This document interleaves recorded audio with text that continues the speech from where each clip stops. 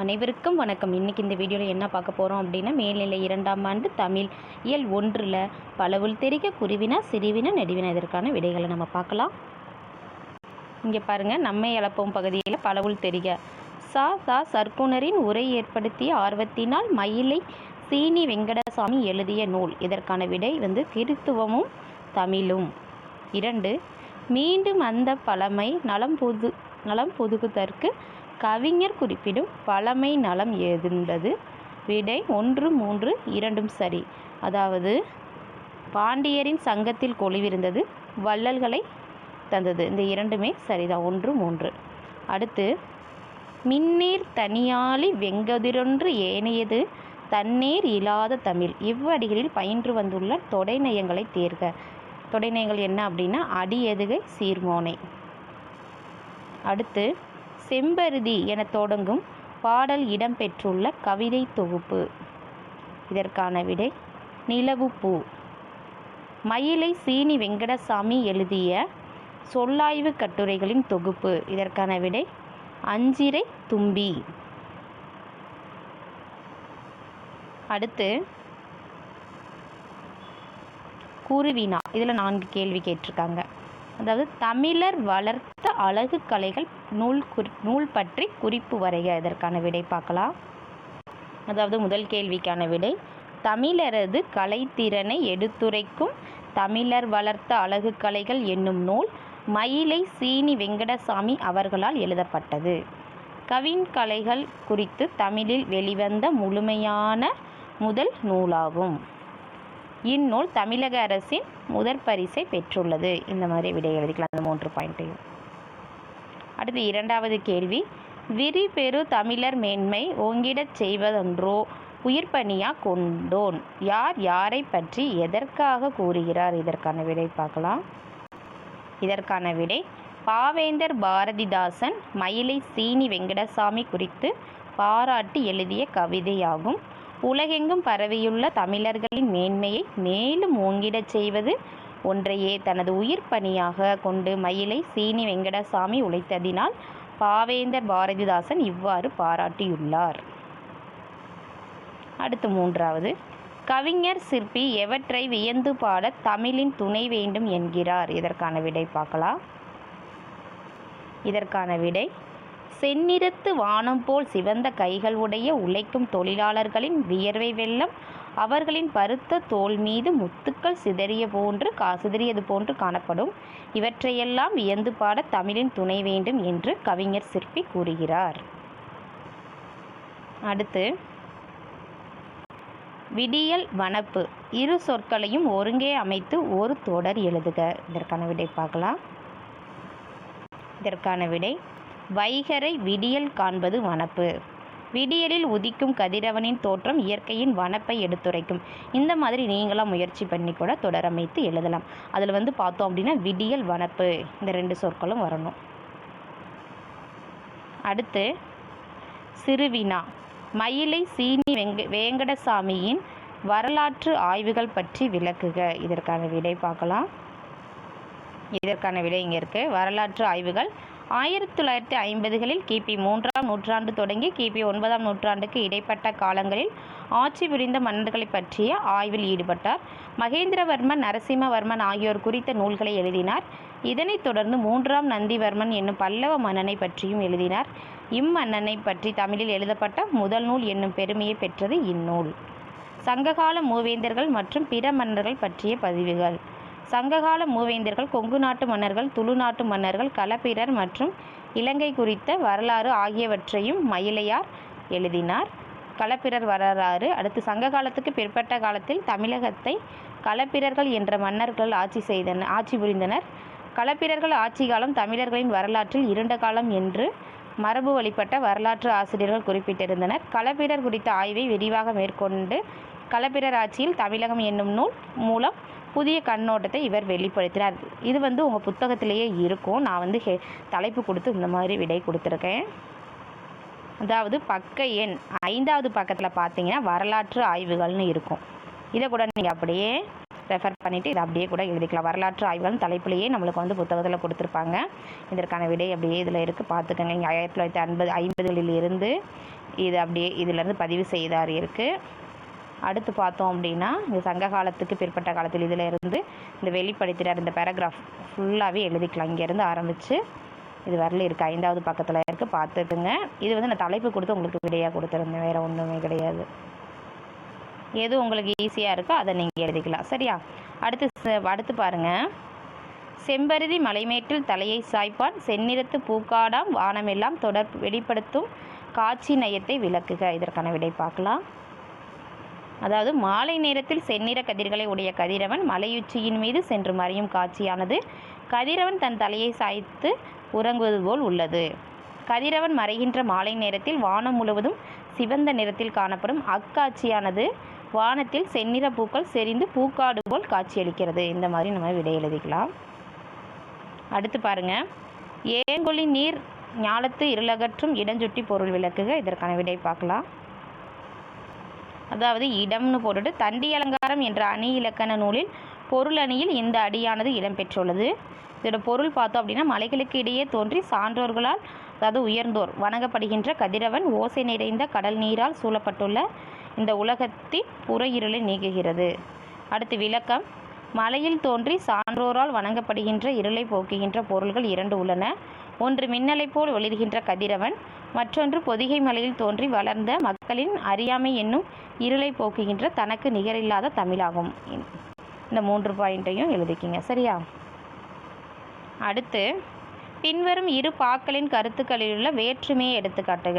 அதாவது பழையன கழிதலும் புதியன புகுதலும் வலுவல கால வகையினானே. மீண்டும் இது வந்து நன்னூலில் சொல்லியிருக்காங்க. அடுத்து மீண்டும் வந்த பழமை நலம் புதுக்குவதற்கு மெய்சிலிருக்க தமிழ் குயிலே கூவி வாவா. இது வந்து சிற்பி பாலசுப்ரமணியம் வந்து சொல்லியிருக்கிறது. இதோட வேறுபாட்டை வந்து நம்ம எழுதணும், பார்க்கலாம். இதோட வேறுபாடு நம்ம எழுதுகிறப்ப இந்த மாதிரி எழுதிக்கலாம். அதாவது முதல்ல இருக்கிறதுக்கு இந்த சைடு இருக்குது. கால மாற்றத்தால் நாம் புதிய சொற்களை கண்டறிகிறோம், அவற்றிற்கான பொருட்களையும் அவற்றை நம் மொழிக்கும் பண்பாட்டிற்கும் ஏற்றவாறு திருத்தி பயன்படுத்தி கொள்ள வேண்டும். இதனை உணர்த்தும் வரிகள் தான் இவை. இங்கிட்டு வந்து பார்த்தோம் அப்படின்னா முத்தமிழை பாண்டியர்கள் சங்கம் வைத்து வளர்த்தனர். நம் சிந்தனை அத்தமிழின் பழமையை மறவாமல் பண்பாட்டை புதுப்பிக்கும் சிந்தனையாக இருக்க வேண்டும், பழமைகளை புதுப்பித்து போற்ற வேண்டும் என்று சிற்பி பாலசுப்ரமணியம் கூறுகிறார். சரி, அந்த மாதிரி எழுதிக்கலாம். அடுத்து பார்த்தோம் அப்படின்னா நெடுவினால 4 கேள்வி இருக்குது. முதல் கேள்வி வந்து மயிலை சீனி வேங்கடசாமி ஒரு ஆராய்ச்சி பேரறிஞர் என்பதை சான்றுகளுடன் நிறுவுகின்றிருக்கு. இதற்கான விடை பார்க்கலாம். இதற்கான விடை இங்கே இருக்குது பாருங்கள். நெடுவினா முதல்ல குறிப்பு சட்டங்கள் போட்டுட்டு முன்னுரை, தொடக்க கால ஆய்வுகள், வரலாற்று ஆய்வுகள், கலையியல் ஆய்வுகள், இலக்கிய ஆய்வுகள், முடிவுரை இந்த மாதிரி எழுதிட்டு முன்னுரை போட்டுக்கோங்க. முன்னுரை போட்டுட்டு மயிலையாரின் இதிலிருந்து ஆரம்பித்து காண்போம். அடுத்து தொடக்க கால ஆய்வுகள்னு போட்டுக்கோங்க. சர்க்குணர்லேருந்து இயற்றினார் வரலும். சரியா? அடுத்து வரலாற்று ஆய்வுகள் கிபி 3ஆம் நூற்றாண்டிலிருந்து எழுதினார் வரல எழுதிக்கிங்க. அது கீழேயும் 3ஆம் நந்திவர்மன்லேருந்து வெளிப்படுத்தினார் இது வரல எழுதிக்கலாம். அடுத்த தலைப்பு கலையியல் ஆய்வுகள்னு போட்டு இந்த 3 வரிகள், அது கலையியல் சார்ந்துலேருந்து முதல் நூலாகும். அடுத்து கீழேயும் 2, அதாவது மேலும் இந்நூல் இதிலிருந்து பிற நூல்களாகும் இது. அடுத்து இலக்கிய ஆய்வுகள் தலை போட்டு அதை அப்படியே 1 by 1 பார்த்துக்குங்க. இது வரலும். அடுத்து கடைசியாக வந்து நம்ம வந்து முடிவுரை எழுதணும். முடிவுரை இங்கே இருக்குது, பார்த்துக்குங்க. சரியா? ஆய்வுலைகள் மயிலை சீனி வேங்கடசாமி. அந்த சீனி வேங்கடசாமி தான் மயிலைன்னு சொல்லியிருக்காங்க. நீங்கள் சீனி வேங்கடசாமி மயிலை சீனி வேங்கடசாமி கூட பேரை வந்து முழுமையாக கூட நீங்கள் இந்த கட்டுரையில் எழுதிக்கலாம். சரி, அந்த மாதிரி இதில் எழுதிக்கலாம். இந்த மாதிரி குறிப்பு சட்டங்கள் போட்டு எழுதுனா கொஞ்சம் நல்லாயிருக்கும். அடுத்து பாரதியின் கடிதம் வாயிலாக நீங்கள் அறிந்து கொண்ட மொழிப்பற்று சமூகப்பற்று ஆகியவற்றை விவரிக்கின்றிருக்கு. இதற்கான விடை பார்க்கலாம். அதாவது குறிப்பு சட்டங்கள் எழுதிக்கணும். முன்னுரை, மொழிப்பற்று, சமூகப்பற்று, முடிவுரை.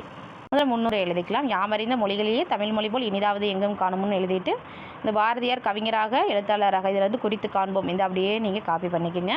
அடுத்து மொழிப்பற்றுன்னு தலை போட்டுட்டு இங்கே பிற மொழிகளிலிருந்து பெருகிட வேண்டும் இது ஃபுல்லாகவே எழுதிக்கலாம். அடுத்து சமூகப்பற்று அப்படிங்கிறது ஆணும் பெண்ணும் இதிலிருந்து இந்த பெருக வேண்டும், இயந்திரங்கள் யாவும் பெருக வேண்டும் இது ஃபுல்லாகவே. அடுத்து முடிவரை தமிழன் என்று சொல் மனதில் உறுதி வேண்டும், தமிழன் என்ற சொல் மனதில் உறுதி வேண்டும் என்று பாடிய பாரதியார் இருந்து அறிய முடிகிறது. இந்த மாதிரி நம்ம எழுதிக்கலாம். இதை முதல்ல இருந்து பார்த்துக்குங்க. இந்த மாதிரி 1 by 1 எழுதிக்கோங்க. சரியா? அடுத்து பாருங்க. தமிழின் சீரிழமை திறம் வியந்து கவிஞர் சிற்பி பாலசுப்ரமணியம் கூறுவனவற்றை தொகுத்து எழுதுகான் இருக்கு. இதற்கான விடை பார்க்கலாம். அடுத்து வந்து பாருங்கள், குறிப்பு சட்டகம் இதுக்கு எழுதிக்கிங்க. முன்னுரை, கவிஞர்களுக்கு துணையாய் விளங்கும் தமிழ், தமிழின் பெருமைகள், தமிழ் தாயே வருக, முடிவுரை. முடிஞ்சாலும் குறிப்பு சட்டகம் எழுதினீங்கன்னா நெடுவினாவுக்கு கொஞ்சம் நல்லாயிருக்கும். தலைப்பெல்லாம் போட்டு இந்த மாதிரி எழுதலாம். முன்னுரைன்னு போட்டுட்டு இது ஃபுல்லாகவே இவ்வுலகில் எத்தனையோ மொழிகள் தோன்றின இதிலிருந்து ஆரம்பித்து கீழே இங்கே கேட்கிறார் இங்கு காண்போம் இது வரல எழுதிக்கிங்க முன்னுரை.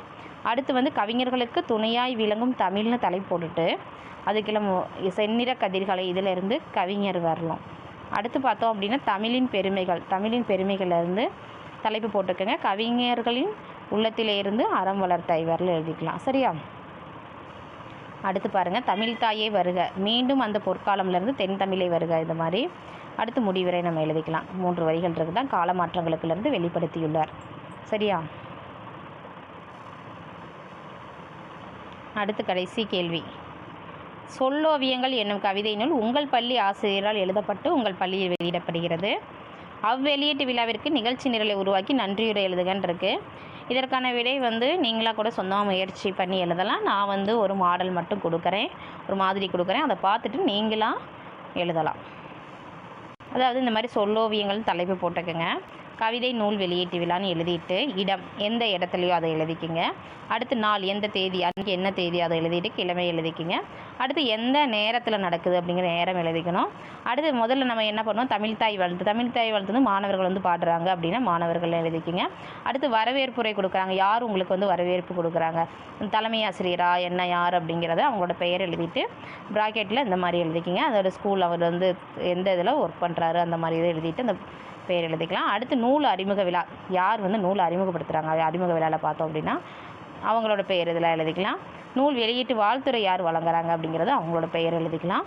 முதல் பிரதியை பெற்றுக்கொள்வார், முதல் நூல் வழங்குறாங்கன்னா அது யார் அதை வந்து வாங்குறாங்க அந்த விழாவில் அப்படிங்கிறத அவங்களோட பேர், அவங்க என்ன இதில் இருக்காங்க அப்படிங்கிறத எழுதிக்கலாம். அடுத்து வந்து ஏற்புரை எழுதிட்டு அடுத்து கடைசியில் நன்றியுரை யார் நன்றியுரை சொல்கிறாங்களோ அவங்கள எழுதிக்கிங்க. அடுத்து இறுதியாக வந்து தேசிய கீதம். நன்றியுரை எழுத சொல்லியிருக்காங்க. நன்றியுரை எப்படி எழுதலாம் அப்படிங்கிறது இங்கே ஒரு மாடல் தான் கொடுத்துருக்கேன். நீங்களாக வந்து சொந்தமாக கூட எழுதலாம். அதாவது நன்றி மறப்பது நன்றன்று, நன்றல்லது அன்றே, அன்று மறப்பது நன்று அப்படிங்கிறத மாதிரி வள்ளுவன் வாய்ப்பளிக்கேற்ப எனக்கு வாய்ப்பளித்த நல்ல உள்ளங்களுக்கு மாலை வணக்கம்னு போட்டு அதுக்கு தகுந்த மாதிரி இங்கே என்ன கொடுத்துருக்கோமோ அதை பற்றி நீங்கள் கொடுத்துருக்கேன். இதை அப்படியே பார்த்துக்குங்க. நீங்களாக சொந்தமாக கூட முயற்சி பண்ணி எழுதிக்கலாம். சரியா? ஒரு மாடல் தான் இங்கே கொடுத்துருக்கேன், அப்படியே பார்த்துக்குங்க. இல்லை இன்னொரு மாடல் கொடுத்துருக்கேன், அது ஒரு மாடல்மா, அது ஒரு மாதிரி இன்னொரு மாதிரி சொல்லோவியங்கள் கவிதை நூல் வெளியீட்டுலாம் போட்டு ஒரு நல்லா நீட்டாக கொஞ்சம் நல்லா பண்ணணும் அப்படின்னா இந்த மாதிரி பாக்ஸ்லாம் போட்டுட்டு இங்கே பாருங்கள், பாக்ஸ்லாம் போட்டு 4 இடமெல்லாம் ஒரு கட்டத்தில் போட்டுக்கலாம். அவுட்லைன் போட்டு அந்த இடத்துல ஃபுல்லாக அந்த கட்டத்துக்குள்ளே எழுதிக்கலாம். கீழே வந்து நிகழ்ச்சி நடத்துவார் யார், விளக்கேற்றுதல் யார், வரவேற்புரை நிகழ்வரங்க யார், ஏற்புரை, அறிமுக உரையும் வெளியீட்டு உரை யார், அவங்க யார் அப்படின்னு புத்தக வெளியீடு, சிறப்புரை யார், நன்றியுரை யார், அனைவரும் வருகன்னு கூட நம்ம எழுதலாம். எத்தனை மணிக்கு நிறைவேறும் அப்படிங்கிறத அதிலே எழுதிட்டு நன்றியுரை இந்த மாதிரி கூட நீங்கள் எழுதலாம். இது ஒரு மாடல் தான் கொடுத்துருக்கேன். எது உங்களுக்கு ஈஸியாக இருக்கும் பார்த்துக்குங்க. நீங்களாம் முயற்சி பண்ணி எழுதிக்கிங்க. சரியா? அடுத்து மொழியை ஆழ்வம் பகுதி இருக்குது. இதில் இருக்க வினாக்களுக்கான விடைகளை நம்ம அடுத்த வீடியோவில் பார்க்கலாம். இந்த வீடியோ உங்களுக்கு பயனுள்ளதாக இருந்துச்சுன்னா நம்ம சேனலை சப்ஸ்கிரைப் பண்ணுங்கள், லைக் பண்ணுங்கள், ஷேர் பண்ணுங்கள். Thank you to all.